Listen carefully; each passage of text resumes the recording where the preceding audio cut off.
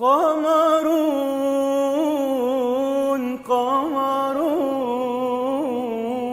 قمر سيدنا النبي قمرون. Hadirin yang dimuliakan Allah SWT, nilai orang itu, harganya orang itu di sisi Allah adalah menurut keyakinan dan amalnya. Kalau keyakinannya benar, amalnya benar, ini orang bernilai, orang berharga, orang mahal. Maka ditempatkan oleh Allah di tempat yang mahal, di tempat yang berharga, yaitu di surga Allah SWT.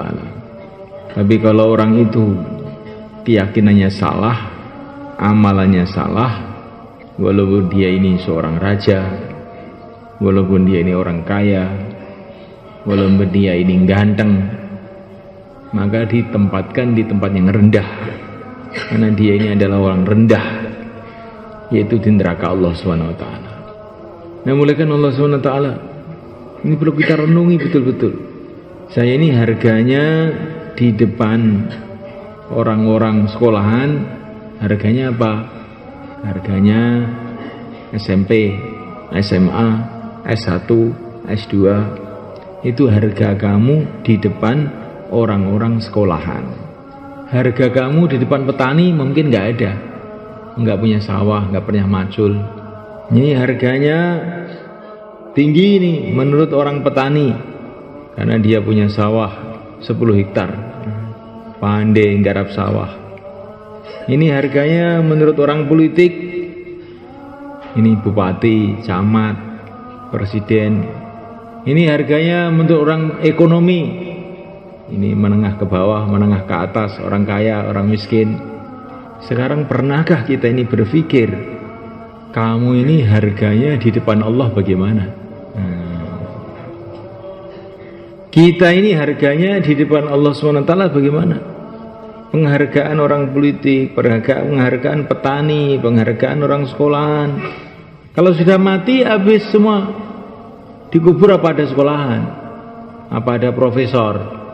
Ada S1, ada S2? Dikubur tidak ada pertanian, tidak ada presiden. Sebentar lagi itu yang ada nilainya hanyalah penilaian Allah Subhanahu wa ta'ala. Maka kita perlu berpikir ini, saya ini ada nilai enggak di sisi Allah? Saya ini ada nilai di sisi Allah atau tidak? Kalau di sisi orang-orang, saya ini Pak Lurah, saya ini Pak Bupati, itu kan di sisi orang. Kalau orangnya pada mati semua, kamu mati juga, terus kamu nilainya apa? Wong yang menilai aja mati.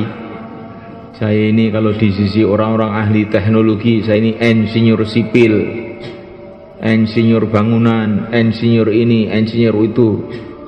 Insinyur itu ada nilainya ketika masih ada di dunia ini. Kalau di akhirat nggak ada jembatan, nggak ada sekolahan, terus kamu tuh nilainya apa? Nilainya insinyur pensiun? Bukan itu yang dinilai oleh Allah. Insinyur ditanyakan lagi, pensiun nggak pensiun terserah kamu. Yang ada nilai di sisi Allah hanya yakin kamu gimana, amal kamu apa, itu yang ada nilai di sisi Allah. Maka nanti dikubur, semua orang ditanya, man rabbuka, man nabiyuka, ma dinuka. Pertanyaannya 3 ini. Siapa Rob kamu? Keyakinan kamu kepada Allah itu bagaimana?